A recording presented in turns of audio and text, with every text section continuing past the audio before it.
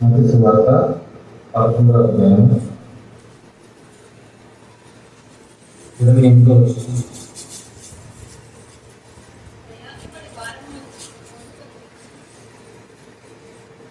ప్రయాసపడి భారము మోసిన సమస్త జనులారా నా యొద్దకు రండి, నేను మీకు విశ్రాంతి కలుగజేస్తాను.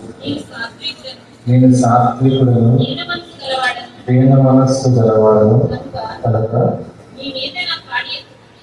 మీ మీద నా కాడి ఎత్తుకొని నా యొక్క నేర్చుకున్నది.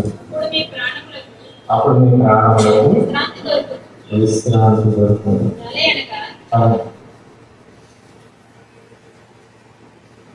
ఒకటి మాకేంటి? ప్రయాసపడి భారము మోసిన సమస్త జనవారు రండి, మీ కాడిని నేను తీస్తాను. నేను సాత్వికులను, నా కాడిని మీద వేస్తాను. దాన్ని ఎలా మోయాలో అది మీకు నేర్పుతాను. తద్వారా మీ నివాసులు విశ్రాంతి. మనందరికీ ఏది కావాలని ఆశపడతాను? విశ్రాంతి. ప్రయాస ఉండకూడదు, ఎందుకంటే విశ్రాంతి కావాలి. ఈ సందర్భాన్ని అర్థం చేసుకోవాలంటే, ఇజ్రాయేలీయులు ఐగుప్తు దేశంలో 400 సంవత్సరాలు శ్రమ పడ్డారు. అవునా? ఎంతకాలం శ్రమ పడ్డారు? ఐగుప్తు దేశంలో 400 సంవత్సరములు ఇజ్రాయేల్ వారిని ఐగుప్తీయులు శ్రమ పెట్టారు. ఎలాంటి శ్రమ? ద్వితీయోపదేశకాండంలో పోలిస్తూ అది ఇనుప పొలిని లాంటి శ్రమ. ఇనుప పొలిని ద్వారా పనిచేయడం కదా. కొన్ని హోటల్లో ఏమైనా పనిచేయగలరు కదా. అంతా ఇంకో మన వంట దగ్గర ఎంతసేపు తెలుసండి, ఎక్కువసేపు పనిచేయగలరు. అలాంటి ఇనుప పొలిని లాంటి ఐగుప్తులో వాళ్ళు శ్రమ పడ్డారంటే ఆ శ్రమ చిన్నది కాదు, చాలా గొప్పది. అలాంటి శ్రమ నుండి దేవుడు ఇజ్రాయేల్కి ఎలాంటి వాగ్దానం ఇచ్చాడంటే, పాలు దేవులు కలిగించు దేశముందు మిమ్మల్ని తీసుకెళ్తాను, తీసుకురాను ఇస్తాను. ఏ కాడిని తీసుకున్నాడు? ఐగుప్తు కాడిని వెనకబడుతున్నాడు. అప్పుడు ఇజ్రాయేల్ ఏ కాడి? ఐగుప్తీయుల కాడి ఉంది. అది ఏ కాడి?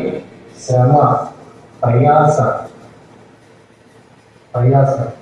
అటువంటి కాడిని ఇజ్రాయేల్ మీద తీసి ఎర్ర సముద్రము దాటించి కనాను దేశానికి దేవుడు తీసుకెళ్ళాడు. ఎలాంటి భూభాగానికి తీసుకెళ్ళాడు? అప్పటికే అక్కడ పంటలు వేయబడ్డాయి, బావులు తవ్వబడ్డాయి, నగరాలు కట్టబడ్డాయి. అంటే రెడీ టు ఆక్యుపై. అపార్ట్మెంట్స్ కట్టేసిన తర్వాత సేల్స్ పెడతారు కదా, ఏమైనా రాస్తారు? Ready to occupy. అంటే మీరు అలా వచ్చి దాన్ని తిరిగివచ్చు. అంటే ఇజ్రాయేలీకి ఎలాంటి స్థితిని చూపెడుతున్నాడు దేవుడు అంటే, 400 సంవత్సరాలు మీరు ప్రయాసపడ్డారు కదా, ఆ ప్రయాసం అంతా మీరు విడిచి ఎందులో ఉండాలి? విశ్రాంతిలో మీరు ఉండాలని చెప్పి దేవుడు అక్కడికి నడిపించాడు. ఈ మధ్యలో ఒకటి ఉంది ఏంటంటే, ఎర్ర సముద్రం దాటడం అనేది దేవుడు బాప్తిజంతో పోలుస్తాడు. ఎర్ర సముద్రాన్ని దాటాలి. పైన మేఘం ఉంది. మేఘం ఏంటి? ఇరు ప్రక్కల ఏమున్నాయి? నీళ్ళు ఉన్నాయి. ఈ నీళ్ళలో వీళ్ళు ట్రావెల్ చేశారు. దాన్ని ఏమని చెప్తున్నాడు? బాప్తిజం అని చెప్తున్నాడు. ఈరోజు మనం కూడా బాప్తిజం పొందాలి.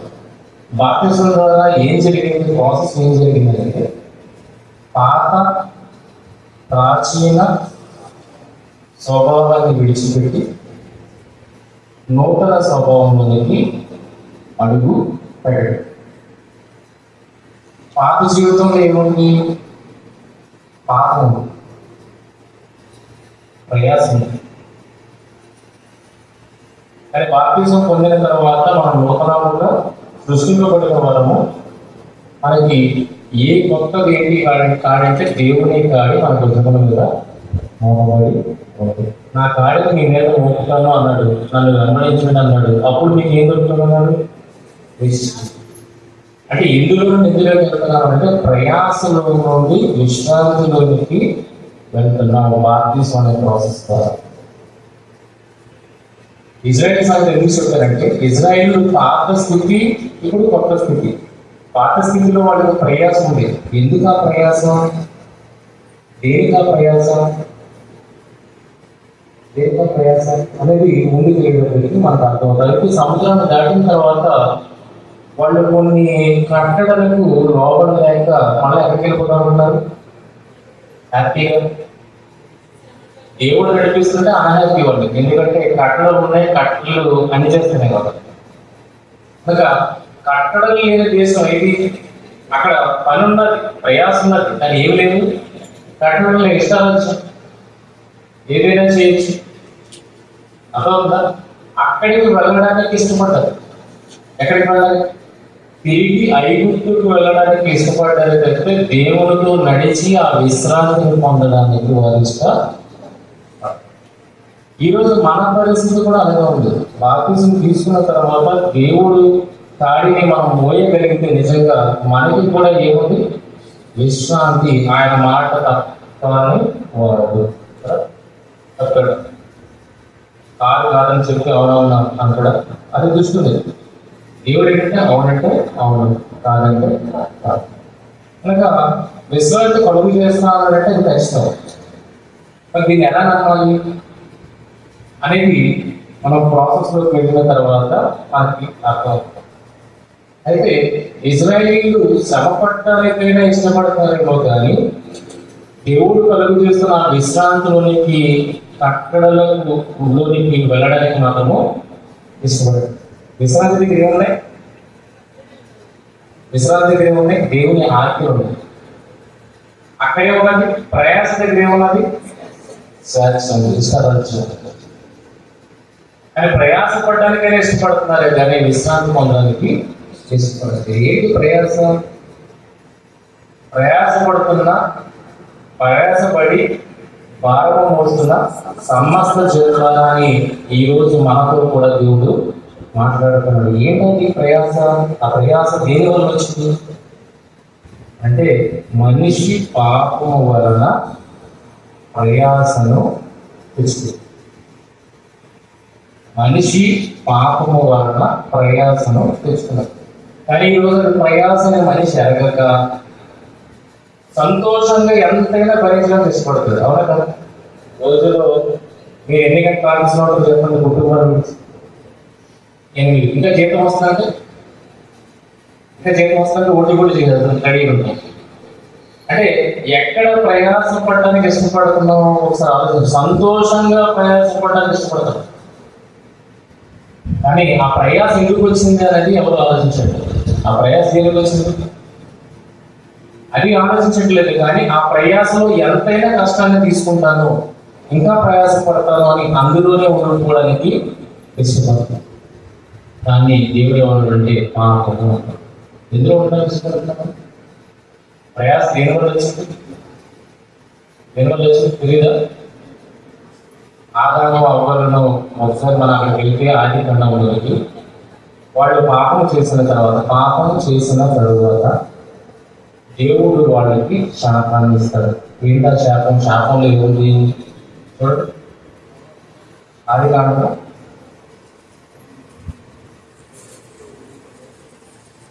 14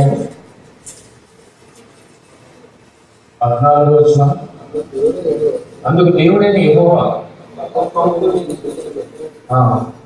మనిషి తెలుపుతాడు డైరెక్ట్. 17 ఆదాముతో నీ భార్య మాట విని తినవద్దని నేను నీకు ఆజ్ఞాపించిన వృక్ష ఫలములు తింటివి కనుక నీ నిమిత్తము నేల శపింపబడి ఉన్నది. అంటే మనిషి పాపం చేయడం వల్ల దాని ఎక్కడ పడింది? నువ్వు నివసించే నేల మీద పడింది. ఇప్పుడు నేల పండాలంటే నువ్వు ఏం చేయాలి? చూడండి నెక్స్ట్ ఉంటుంది ప్రయాసంతోనే నీవు బ్రతుకు దినములన్నీ దాని పంట తిందువు. తర్వాత ముండ్ల తుప్పలను గచ్చపొదలను నీకు మొలిపించును, పొలములోని పంట తిందువు. నీవు నేలకు తిరిగి చేరు వరకు నీ ముఖపు చెమట కాచి ఆహారం. ప్రయాసం ఏముంది? చెమట కారకూడదు. అంటే రక్తము లోపల ఏమవుతుంది? చెమట ఎప్పుడు వస్తుంది? రక్తాన్ని వేడెక్కించినప్పుడు, రక్తాన్ని లేదా శరీరాన్ని వేడెక్కించినప్పుడు రక్తం వస్తుంది, రక్తం ఫ్లో ఎక్కువ అవుతుంది. అప్పుడు బాడీ టెంపరేచర్ పెరిగిపోకుండా చెమట అనేది వస్తుంది.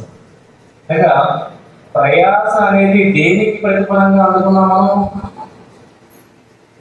దేనికి ప్రతిఫలంగా అందుకున్నాం? పాపానికి ప్రతిఫలంగా ప్రయాసను అందుకున్నాం. కానీ దేన్ని ఇష్టపడుతున్నాం?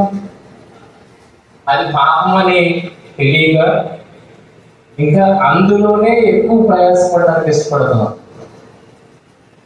అర్థమవుతుంది? అది పాపమని, పాపం వల్ల వచ్చిన పరిణామం అది.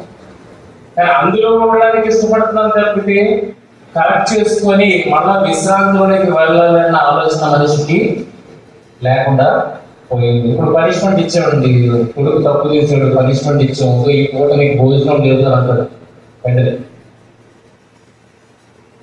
కానీ ఆవిడకి భోజనం లేకపోయినా పర్లేదు గడిపేస్తానంటే ఆవిడకి ఎందులో బాగుంది?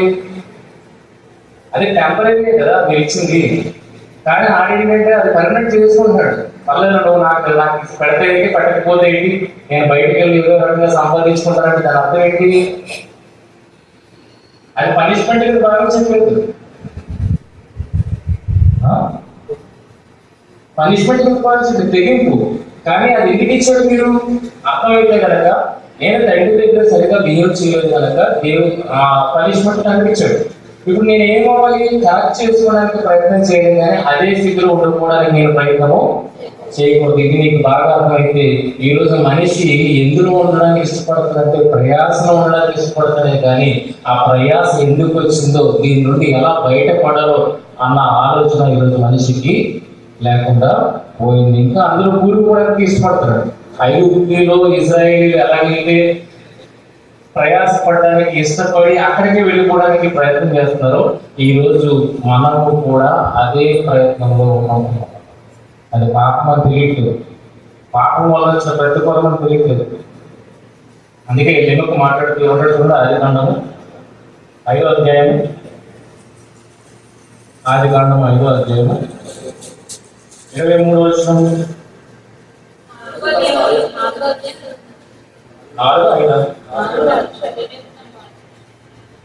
5వ అధ్యాయము ఆదికాండం 5వ అధ్యాయం 22వ వచనం.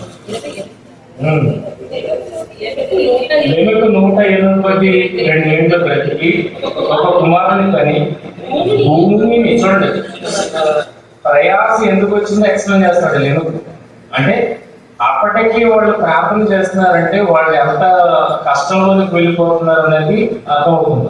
ఆరోగ్యానికి వచ్చినప్పటికీ వాళ్ళు అంత పాపలేకపోయినా మనకు కనబడతారు.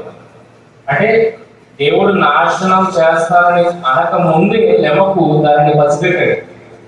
ఏంటి పసిపెట్టాడు? మనుషుల దుష్టత్వం వలన ఇంకా మన చేతుల కష్టం ఏమైపోతుంది?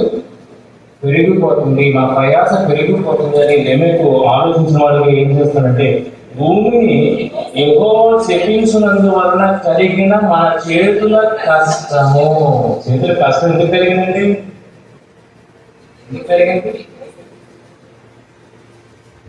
క్లియర్గా ఉంది. యెహోవా శపించినందువలన కలిగిన మన చేతుల కష్టము విషయంలోను మన పని విషయంలోను ఇతడు మనకు నెమ్మది కలుగు చేయుదనుకొని. ఎంతగా మనం పాపం చేస్తే అంతగా పనిష్మెంట్ పెరిగిపోతుంది. ఎంతగా మనం పాపం చేస్తే అంతగా పనిష్మెంట్ పెరిగిపోతుంది, తీవ్రత పెరిగిపోతుంది.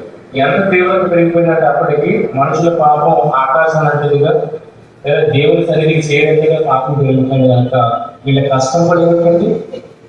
పెరిగిపోయింది. అది తట్టుకోలేక లెమకు ప్రార్థన చేస్తున్నాడు, యెహోవా శపించినందువల్ల కలిగిన మన చేతుల కష్టం విషయంలోను మన పని విషయంలోను ఇతడు మనకు నెమ్మది కలుగు చేయనుకుని అతనికి నోవాహు అని పేరు పెట్టారు. నోవాహు వల్ల విశ్రాంతి వస్తుంది అని అంటున్నారు. నిజంగా విశ్రాంతి వచ్చింది. ఎలాంటి విశ్రాంతి? పుడి చేసేంత విశ్రాంతి వచ్చింది. ఎవరున్నారు? నోవాహు కుటుంబంలో ఎవరున్నారా? తర్వాత నోవాహుని దేవుడు ఆశీర్వదించాడు. మళ్ళా వాడు నెమ్మది గల స్థితికి లేదు. మీరు అది అర్థం చేసుకోవడానికి ప్రయత్నం చేయాలి. అప్పటివరకు లేవు కష్టపడ్డాడు, కానీ తర్వాత ఓడ ద్వారా రక్షింపబడ్డాడు. అది కూడా బాప్తిసం ద్వారా నోవాహు కుటుంబం రక్షింపబడింది. తర్వాత ఎలా ఉన్నారు? నెమ్మదిగా ఉన్నారు. నెమ్మదిగా దేవుడు చక్కటి సమృద్ధిని ఇచ్చాడు. అదే కదా, ఆయన ద్రాక్షరసం తాగి మొదలు పడుతుంటే ఎంత సమృద్ధిని ఇవ్వకపోతే ఆయన అలా తాగి పడుకుంటాడు. కనుక ఎనుగు ప్రార్థన ద్వారా మనకి అర్థం కావాలి ఏంటంటే మనిషి పాపం చేసేకూడదు, వారి యొక్క ప్రయాస పెరుగుతూ ఉంటుంది. ఇప్పుడు ఆదాము తప్పు చేసినప్పుడు నేరం చూపించాడు దేవుడు. అవునా? మరలా ఎవరు పాపం చేశారు? కయ్యను పాపం చేశారు. కయ్యను పాపం చేసినప్పటికీ మళ్ళా శాపం దాని ఇది పెరిగిపోయింది, తీవ్రత పెరిగింది. నువ్వు పొలముని శక్తి పలితే చాలా నీకు పంట వచ్చేస్తుంది అన్నట్టు. కానీ కయ్యం దగ్గరికి వచ్చినప్పటికి ఏమన్నాడంటే నువ్వు కష్టపడినా సరే ఆ ప్రయాసం వల్ల నీకేమి ఫలము రాదు అంటానంటే తీవ్రత పెరుగుతుంది. అంటే నువ్వు ఎంతో కష్టపడితే కానీ, ఎంతో సమతూరిస్తేనే కానీ ఆహారం అనేది పుట్టదు. అర్థమవుతుంది. ఈరోజు సమాజాన్ని చూసి మనం మారిపోతున్నాం, కానీ నిజాన్ని సమాజం చూడకపోతే ఈ మాటలు మనకు కొరికెక్కుతాయి. కానీ ఇది కొరకెక్కకుండా ఏది కొరకెక్కుతుంది మనకి? అంతలా కష్టపడిపోతాడు, అన్ని కోట్లు సంపాదిస్తున్నాడు. ఈ రోజు నేను కష్టపడట్లేదు, నాకు ఏమీ లేదని మనం ఆలోచిస్తాం. కానీ దేవుణ్ణి ఆలోచిస్తే ఏది కావాలి అంటే నీకు అనుదిన ఆహారం నేను ఇస్తాను, నీకు అనుదిన ఆహారము నేను ఇస్తాను. నువ్వు ప్రయాసపడటానికి వందల మందికి ధాన్యాన్ని పండించేయాలని రైతు కంగారు పడుతూ ఉంటాడు. చివరికి ఒక్క తుఫాన్ వచ్చి ఏం చేస్తుంది? మొత్తం అంతా కొట్టుకుని వెళ్ళిపోతాడు. ఇప్పుడు ఏం వేసుకుంటాడు? పూరేసుకుంటాడు. అవసరమా? అదే నీకోసం నువ్వు పండించుకుంటే, అంటే లాభం కోసం చెప్తున్నాను. లాభం కోసం ఏం చేస్తాడంటే చాలా విస్తారంగా పంటని వేసేస్తాడు. చివరికి ఒక పెద్ద తుఫాన్ వచ్చి అదంతా కొట్టుకెళ్ళిపోతుంది. చివరికి ఏమైనా నష్టం మిగులుతుంది కనుక ఆత్మహత్య చేస్తాడు. అది నీ కొరకు నువ్వు ఆలోచించుకుంటే నీ నష్టమే కాదు అసలు. అంతే కదా, నీ నష్టమే కాదు. నువ్వు అంత లాభం కోసం ఆలోచించాక అంత నష్టపోయావు. అందుకే అన్నాడు దేవుడు మీ శిష్యులతో ఏమని చెప్పాడు? అనుదిన ఆహారము నేడు మాకు దయచేయము.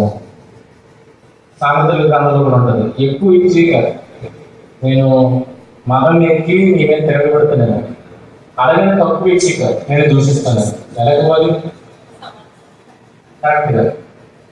నిన్న నేను నీ కృతజ్ఞతాస్తులు చెల్లించేటట్లుగా నాకు ఇవ్వు అన్నమాట. ముందుకెళ్ళినప్పటికీ ఆ ప్రొసీజర్ కనబడదు. కనుక ప్రయాస అనేది శాపం వల్ల వచ్చిన ప్రతిఫలం. ఆ ప్రతిఫలాన్ని ఈ రోజు మనిషి ఎలా తీసుకున్నాడంటే ఆనందంగా తీసుకుంటున్నాడు. అందులోనే జీవించడానికి ప్రయత్నం చేస్తున్నాడు. ఆడిగట 8 గంటలు సరిపోదట ఒకరికి పని చేయడానికి, ఒకరికి 16 గంటలు సరిపోదట పని చేయడానికి, ఒకరికి 20 గంటలు సరిపోదట పని చేయడానికి. ఎందులో? దేనికి? ప్రయాసం పడటానికి. ఏ లోపం అవసరం లేదు, వాడు ఎక్కడ పని ఉంటే సరే.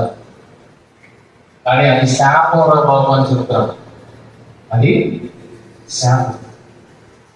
ఆ శాపంలో ఉండడానికి ఇజ్రాయేలు ఐగుప్తులు ఉండడానికి అలాగే ఇష్టపడుతున్నారు. ఈరోజు సమాజం కూడా అలాగే ఇష్టపడుతుంది. అందుకే విశ్రాంతి ఆ రోజు నోవాహు దినాల ద్వారా రాలేదు, ఎందుకంటే మనిషి తర్వాత కూడా చెడిపోయాడు. యేసుక్రీస్తు వారి దగ్గరికి వచ్చినప్పటికీ ఇప్పుడు నిజమైన విశ్రాంతిని మనకు అనుగ్రహిస్తాను అంటారు. ఎలాంటి విశ్రాంతి అనుగ్రహించారు? ఆ మాట ఎంత ఖచ్చితం అన్నది మీరు ఒకసారి ఆలోచించగలిగితే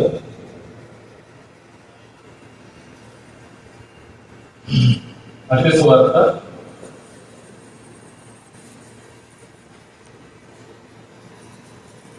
10 6వ అధ్యాయము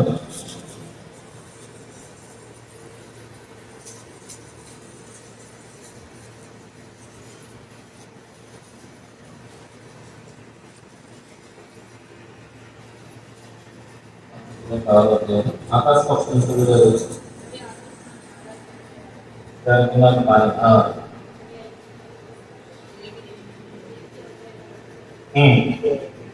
ఏమి నిండు వాళ్ళ 25 నేను బాగా చదవండి మీకు అర్థం కావడానికి అందువల్ల నేను మీతో చెప్తాను కనుక ఏమి తిందుమో ఏమి తాగుతామో అని మీ ప్రాణమును కూర్చాను, ఏమి ధరించుకుందుమో అని మీ దేహమును కూర్చాను చింతింపబడి. ఆహారం కంటే ప్రాణము, ఆహారము కంటే ఏది గొప్పది? ఆహారం పోతే సంపాదించుకోవచ్చా? ప్రాణం పోతే అంటే ఏది విలువైంది?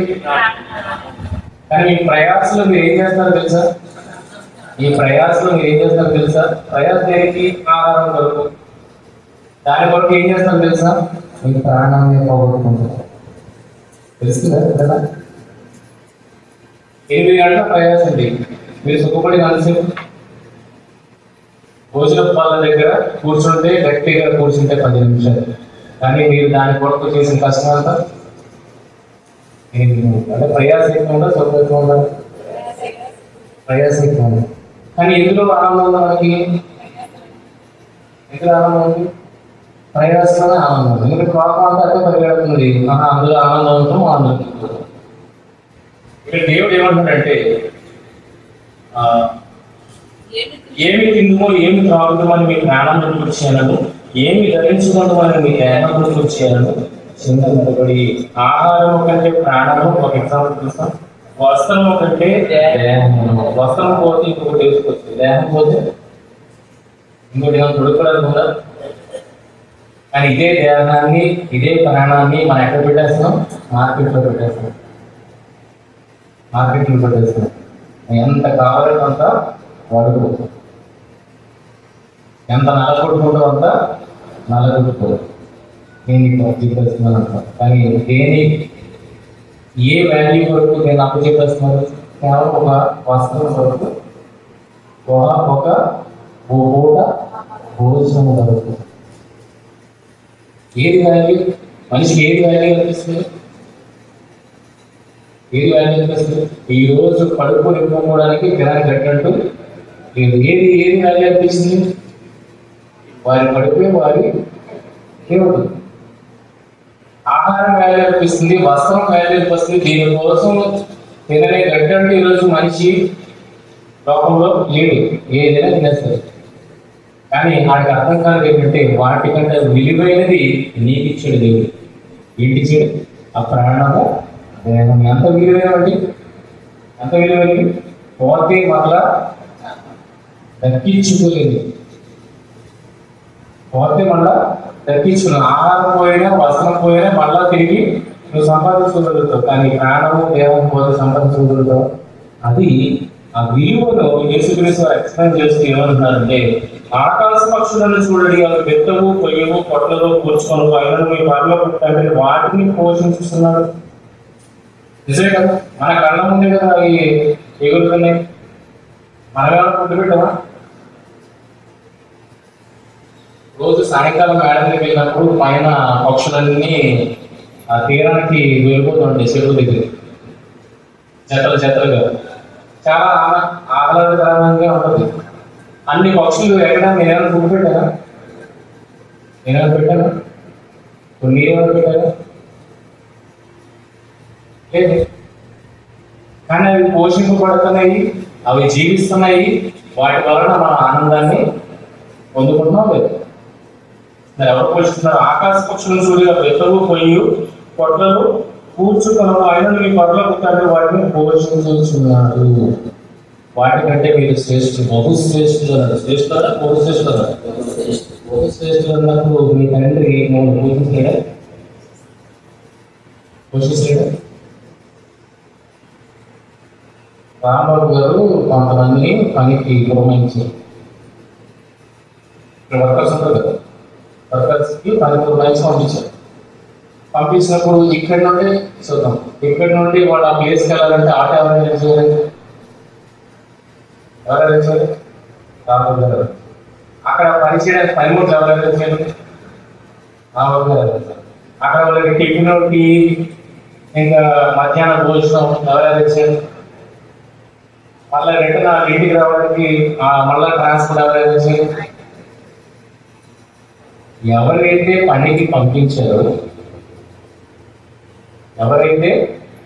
పంపించారో ఆయనదే సర్వ బాధ్యతలు కదా.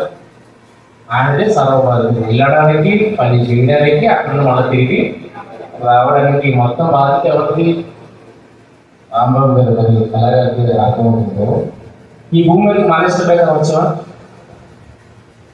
ఎవరైనా పంపగా వచ్చామా? దేవుడు పంపగా వచ్చుంటారు. ఇప్పుడు పంపిన వాడు రాంబాబు అయితే అన్ని ఎవరు చూసుకుంటున్నారు?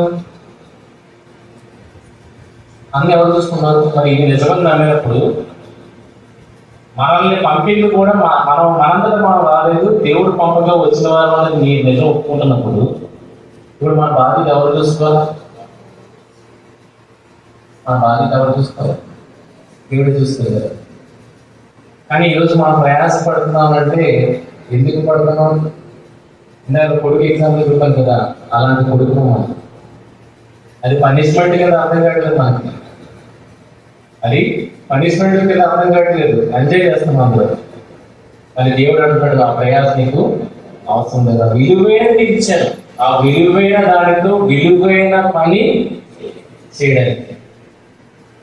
ఆహారం విలువైందా? వస్త్రం విలువైందా? నీ విలువైన వాటిని దేనికోసం పనిచేస్తున్నావు? దేనికోసం వాడుతున్నావు? ఆఫ్టర్ వాటి కోసం వాడుతున్నావు. కానీ నీకు విలువైనవి ఇచ్చి ఎందుకు పంపించాను? విలువైన దాని కొరకు వాడాలి. అవునా? అంటే వచనం విలువైనది. అది ఎందులో ఉపయోగిస్తాం చెప్పండి? చెక్కలో ఉపయోగిస్తామా? ఇనుములో ఉపయోగిస్తామా? ఎందులో ఉపయోగిస్తాం? బంగారంలో కానీ దానికన్నా విలువైన దాంట్లో దాన్ని కోరడానికి ప్రయత్నం చేస్తాం కదా. ఎందుకంటే అంత విలువైనది. అలాగే మీ దేహము, మీ ప్రాణం కూడా విలువైనది అయితే కనుక విలువైనది దేవుడు మీకు ఎందుకు ఇచ్చాడు? విలువైన దాంట్లో దానిని పట్టడానికి. ఏది విలువైనది?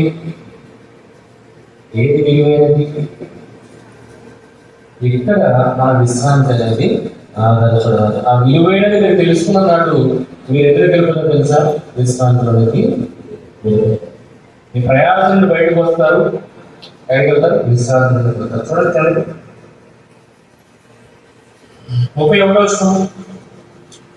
31వ వచనం. కాబట్టి ఏమి తిందుమో, ఏమి తాగుదమో, ఏమి ధరించుకుందామో అని చింతింపబడి అన్యజనులు వీటన్నింటి విషయమే విచారింతురు. అన్యజనులు విచారింతురు. సంఘంలో కాదు. ఎవరండి? మన చదువుతారు, బాగా అర్థం చేసుకోండి. అన్యజనులు విచారింతురు అంటే దేవుడిని ఎరగని వారు ఇటువంటి విచారాల్లో ఉంటారు. కానీ దేవుడిని ఎరిగిన వారు వాళ్ళకి విచారము అవసరం లేదు. ఎందుకంటే వాళ్ళ కోసం విచారించేవాడు ఎవరు? దేవుడు. చూడండి, ఇవన్నీ మీకు కావాలని మీ పరలోకపు తండ్రికి తెలియదు. కాబట్టి మీరు ఆయన రాజ్యమును నీతిని మొదట వెతకండి. అంటే మీ విలువైన వాటితో విలువైనది ఏంటి? ఆయన రాజ్యాన్ని, నీతిని వెతకడం. ఎప్పుడైతే విలువైనది మీరు అడుగుతారో అప్పుడు మీరు విశ్రాంతిలో నీకు ప్రవేశిస్తారు.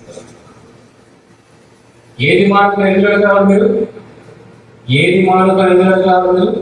మీ ప్రయాసను మానుకొని మీరు ఎందులో కావాలి?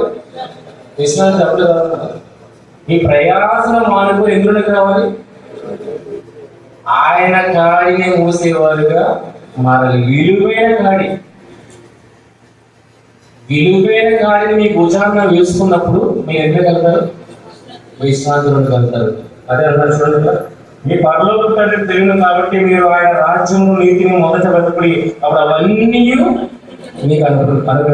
అవన్నీ అంటే మీ దగ్గర ఉన్న రెండే ఆప్షన్స్. ఏది? రొట్టె, బట్ట. అదే మనకి అన్ని ఏం కావాలి? లేకపోతే ఇల్లు. కానీ ఇక్కడ ఏమంటున్నాడు? ఎన్ని ఉన్నాయి? ఆయన రాజ్యము, నీతిని మొదట వెతుకుడి, అప్పుడు అవన్నీ నువ్వు అడిగినవి, నువ్వు అడగనివి కూడా నీకేం అవసరమో వాటన్నింటినీ దేవుడు నెరవేరుస్తాను అని మాటిస్తున్నాడు. ఇది నిజమా అబద్ధమా అనేది ఇప్పుడు మనం తేల్చుకోవడానికి ఉంది కదా. ఓకేనా? అది ఆ ఎవిడెన్స్ అనేది మనకు దొరికితేనే కదా ఆయన విశ్వాసం వస్తుంది. అది ఎంతవరకు రైట్ అనేది మనం చూడాలి కదా. లూకాసు వార్త 10వ అధ్యాయం, లూకాసు వార్త 10వ అధ్యాయం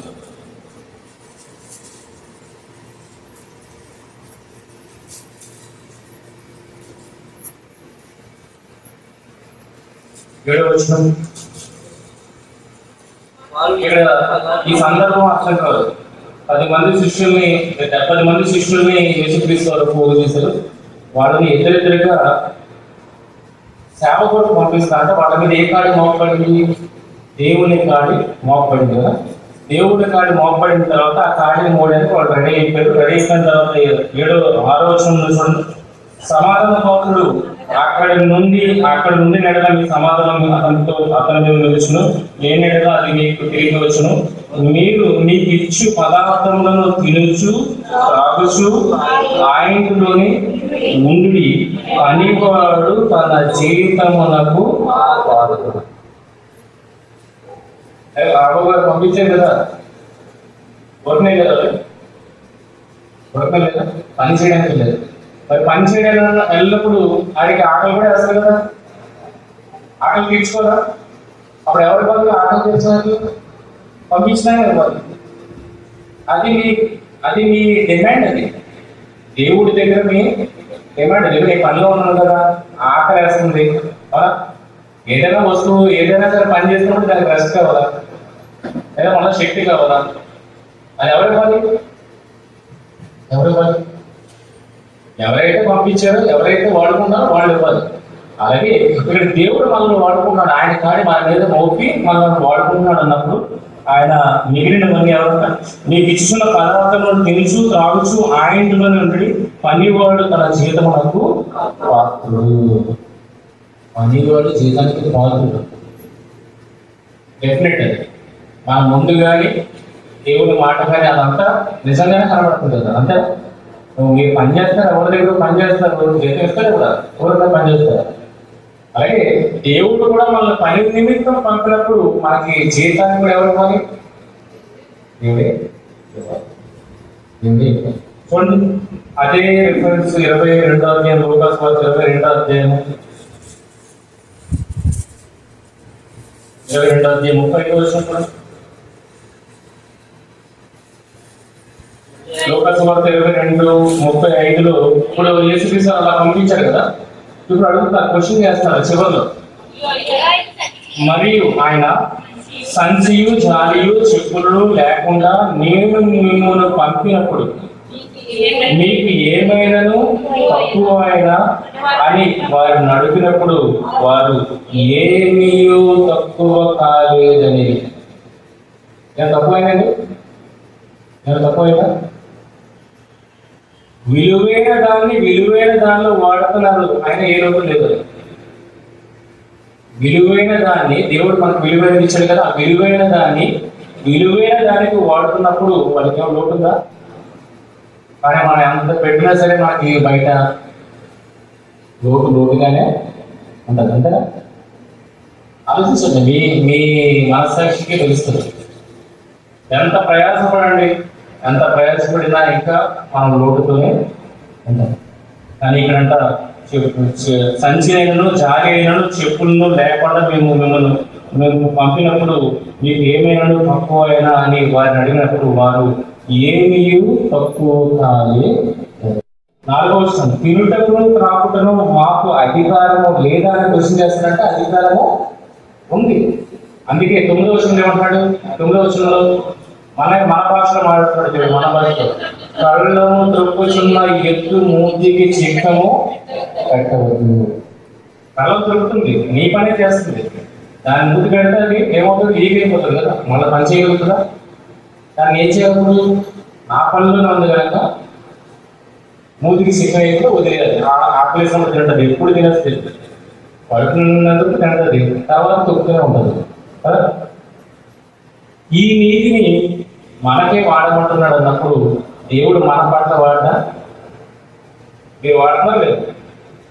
ఇప్పుడు కళ్ళలో లేవు నాకు తెలిసి, అంత ఫ్యాక్టర్ పని చేస్తుంది కనుక మనకు అంత మీనింగ్ అర్థం కాదు. కానీ పూర్వంలో ధాన్యం రావాలంటే గడ్డిని తొక్కాలి, కళ్ళలో వేసి తొక్కుతారు.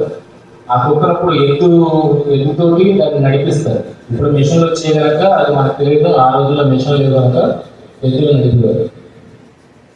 అది జీవి కనుక ఆహారం దానికి అవసరం కనుక ఖచ్చితంగా మ్యాథ్ అనేది దానికి అవసరం. మనిషిగా ఈ లాజిక్ నీ దగ్గర ఉపయోగించుకున్నప్పుడు దేవుడు ఈ లాజిక్ మన దగ్గర ఉపయోగించుతా.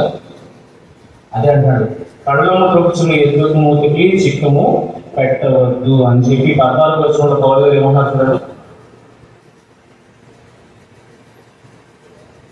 14 వచ్చిన 9, 14 ఆలయంలో సువార్త ప్రకటించు వారు సువార్త వలన జీవింపవలెనని ప్రభువు నియమించి ఉన్నాడు. సువార్త వలన, సువార్త ప్రచురించు వారు సువార్త వలన జీవింపవలెనని ప్రభువు నియమించి ఉన్నాడు. ప్రభు నియమించున్నాడు. నిజంగా ఆయన రాజ్యాన్ని నీతిని కలగడం అంటే సువార్త ప్రకటన. ఆ కాడిని మీరు ఎత్తుకోగలిగితే ఖచ్చితంగా దేవుడు అన్న మాటని మీ జీవితంలో నెరవేరడం అనేది మీరు చూస్తారు. అలాగని ప్రయాసపడద్దు నేను అనట్లేదు, ప్రయాసపడండి. కానీ ఎవరిని దృష్టిలో పెట్టుకుని ప్రయాసపడదు? ఇప్పుడు మీరు కుటుంబం కోసం కదా బయటికి వెళ్ళారు, కుటుంబం కోసం కదా బయటికి వెళ్ళారు, పని చేస్తున్నారు అంటే మీ దృష్టి ఎవరున్నారు? కుటుంబం ఉందా, పని ఉందా? కుటుంబం దృష్టిలో పెట్టుకుని పని చేస్తున్నారు అంటే ఏది గొప్పది? కుటుంబం గొప్పదా, పని గొప్పదా? కుటుంబానికి నిజంగా ఏదైనా ఆపద వస్తే మీరు ఏం చేస్తారు? పనికి వెళ్ళిపోతారా? అనుకుంటారు కదా, అవునా కదా? ఇది ఎంత వాస్తవమో. ఇప్పుడు మీరు పని చేసినప్పుడు కూడా, పని చేసినప్పుడు దేవుణ్ణి దృష్టిలో పెట్టుకొని పని చేయండి. దేవుణ్ణి దృష్టిలో పెట్టుకొని పని చేయండి. ఇప్పుడు దేవుడికే కష్టం వచ్చింది, అప్పుడు మీరు పని ఆపుతారా? అంటే దేవుని కార్యం ఇప్పుడున్నది, దేవుని కార్యం ఇప్పుడున్నది, నీ అవసరం ఇప్పుడు ఉంది. అప్పుడు మీరు ఏం చేస్తారు? దేవునికి విలువనిస్తారా, పనికి విలువనిస్తారా? అది ఇక్కడ మెయిన్ పాయింట్. 24 గంటలు మనకు పని చేసేది పని ఏం లేదు, 24 hours వర్క్ ఏం లేదు. పౌలు గారు కూడా డేరాలు కుట్టుకున్నారు. ఎప్పుడు పని లేనప్పుడు డేరాలు కుట్టుకొని తన జీవనాన్ని చేస్తున్నాడు. ప్రయాసపడడం నేను తప్పని చెప్పట్లేదు, కానీ దేని కొరకు ప్రయాసపడుతున్నారు అది పాయింట్. దేని కొరకు ప్రయాసపడుతున్న అది పాయింట్. నిజంగానండి ఈ వాక్యం అనేది చెప్పడానికి నేనే సరైన ఎవిడెన్స్ అండి. మీరు ట్రస్ట్ చేయడానికి చెప్తారు. మీరు కొంతమంది తెలుసు, ఆనందం తెలుసు, రామబాబు తెలుసు, మా వాడికి తెలుసు. ఆఫీస్కి వెళ్తారు, పని ఉండదు.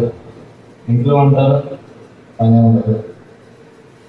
కానీ నేను ఏంటి ఒకరి దగ్గర పని చేస్తున్నాను, కానీ ప్రయాసం లేదు. నాకున్న ఒకటే ఒక ప్రయాసం ఏంటి?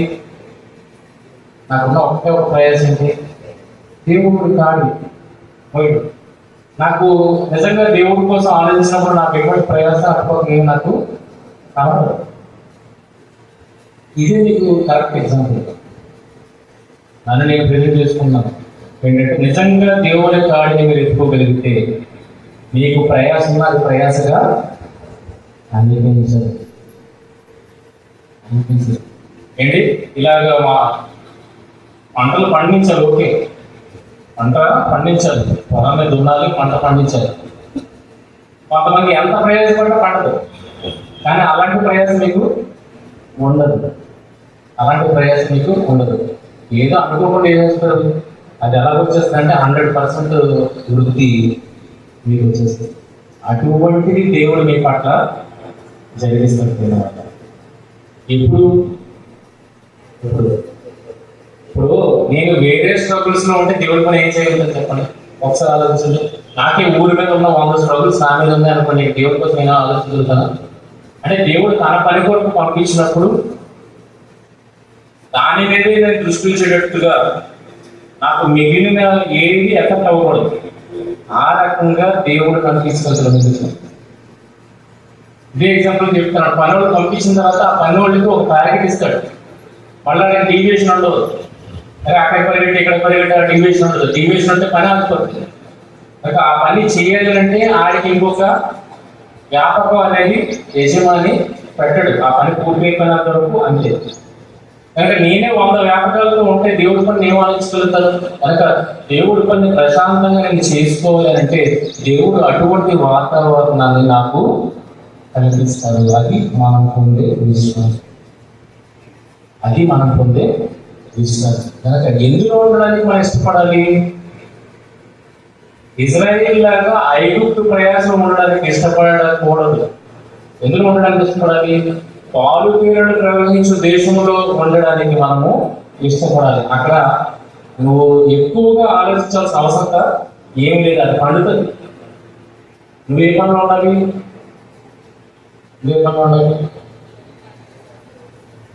అంటే అరణ్య మార్గాన్ని కూడా చూడండి. అరణ్య మార్గాన్ని నీళ్లు ఉబ్బుతున్నాయి, ఆహారం ఆకాశంలో పడుతుంది. ఇంకేం పనులు ఉండాలి? పట్టం ఆగలేదు, పాలు ఆగలేదు, చెప్పులు ఆగలేదు. ఓకేనా? విశ్రాంతి ఇచ్చాడు. ఇప్పుడు విశ్రాంతి ఏం పని చేయాలి? దేవుడి పని చేయాలి. ఇది సజీవ సాక్ష్యం కనబడుతున్నాడు. కనుక ప్రయాసం ఉండడానికి ఇష్టపడుతున్నావు అంటే ఇంకా నువ్వు పాపపు జీవితంలో ఉండడానికి ఇష్టపడుతున్నావు. విశ్రాంతిలో ఉండడానికి ఇష్టపడుతున్నావు అంటే దేవుడి కార్యని నీ మీద మోలుకోవడానికి ఇష్టపడుతున్నావు. కుటుంబం దృష్టిలో ఉంది, అందుకే పని చేస్తాం. దేవుడు కూడా దృష్టిలో ఉండి పని చేయాలి. నిజంగా దేవుడి పని వచ్చిందనుకోండి, ఆ పని ఆపి ఎక్కడ రావాలి? ఏం ఇంపార్టెంట్? ఖాళీగా ఉన్నాం కనుక ఆ పని చేస్తున్నాం. ఖాళీ లేకపోతే ఏ పని చేస్తాం? ఈ పని చేస్తాం. అక్కడ మన ప్రాధాన్యత అనేది మారుతూ ఉండాలి. కుటుంబమా ఉద్యోగం అంటే ఏమి ఇస్తారు? మీరు ప్రాధాన్యత ఏమి ఇస్తారు? మీరు ఉద్యోగం కోసం కుటుంబం వదిలేస్తారు, కుటుంబం కోసం కష్టపడుతున్నావు. అలాంటిది నీకు అదో ఏదో తెలుసుకోమన్నప్పుడు ఏది తెలుసుకుంటావు? ప్రాధాన్యత దేనికి ఇస్తావు? కుటుంబానికి ఇస్తావు అన్నప్పుడు దేవుడు పని అంటే ఏం తెలుసుకుంటావు? ఏం తెలుసుకుంటావు? అసలు వచ్చింది, దేవుని అవసరం వచ్చింది. ఇప్పుడు దేవుడు పని అంటే ఏం చేస్తుంది? దేవుడికి ప్రాధాన్యత ఇవ్వాలి. ఇటువంటి ఆలోచనతో ఎవరైతే ఉంటారో అలాంటి వారు చక్కగా ఏ కష్టం లేకుండా తమ జీవన గమనంలో ముందుకి వెళ్ళిపోతారు. ఏ లోటు ఉండదు. అకౌంట్లో ఎంత అమౌంట్ ఉండాలన్న ఆలోచన ఉండదు. మాకు ఎప్పుడు ఉండదు. అకౌంట్లో జీరో బ్యాలెన్స్ ఉంటుంది. కానీ ఎలా నడుస్తుందంటే అలాగే నడుస్తుంది. అంటే ఇచ్చేవారు ఉన్నారంటే ఇచ్చేవారు ఎవరు లేదు. కానీ ఎలా నడుస్తుందో అలాగే సరిపోతుంది. నిజం, ఇది అబద్ధం ఆడట్లేదు. ఎప్పుడు వీల్ బ్యాలెన్స్ ఉండదు. ఒకవేళ డబ్బులు అవసరమైతే రాంబాబుని అడుగుతుంటారు.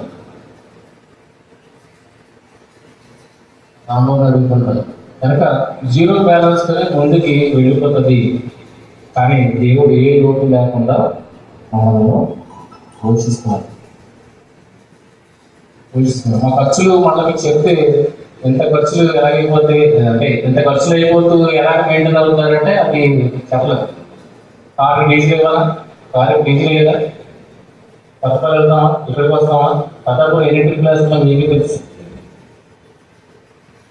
ఓకే, మా ఇంట్లో రేషన్ కావాలా? కరెంటు బిల్లు కట్టాలా? వచ్చి వాళ్ళకి భోజనం పెట్టాలా? ఇంకా మధ్య మధ్యలో ఎవరికైనా సహాయం కోరితే సహాయం ఇవ్వాలా? మరి ఇన్ని చేస్తూ ఎలా గడుపుతున్నాం అంటే అది దేవుడి ఆలోచన అంతే.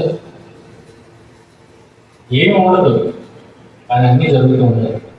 ఈ రకమైన విశ్రాంతి మీకు కావాలంటే మీ మీద ఏ కాడిని ఎక్కువాలి? దేవుడి కాడి. నిజంగా మీరు దేవుడి కాడిని ఎక్కువగలిగితే ఇవన్నింటినీ మీరు చూస్తారు. నిజం చెప్తాను, ఇవన్నింటినీ మీరు చూస్తారు. నాకు నిజంగా ఏసుక్రీస్తు అన్నట్టు నా కాడి వేస్తానే కానీ అది భారమైనదేమి కాదు.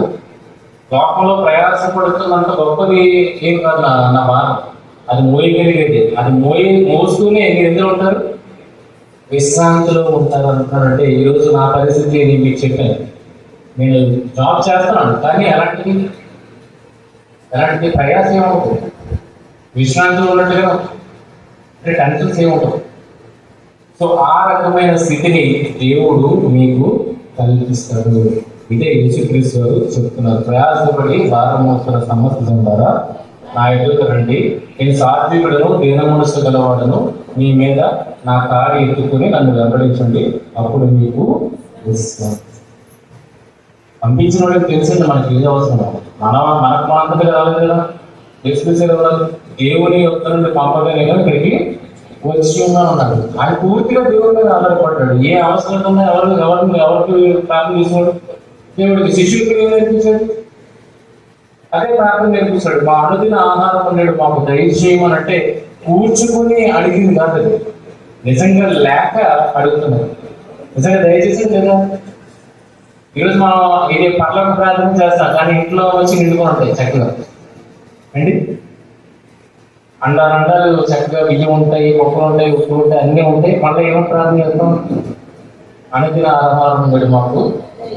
ఎవరు చేస్తే అది వాల్యూ అంటే ఆ రోజుకి లేకుండా ఎవరైతే ఉంటారో వాళ్ళు నిజంగా దేవుడి మీద ఆధారపడటం ఏంటి అనేది రుచి చూసిన వాళ్ళు శిష్యుడు.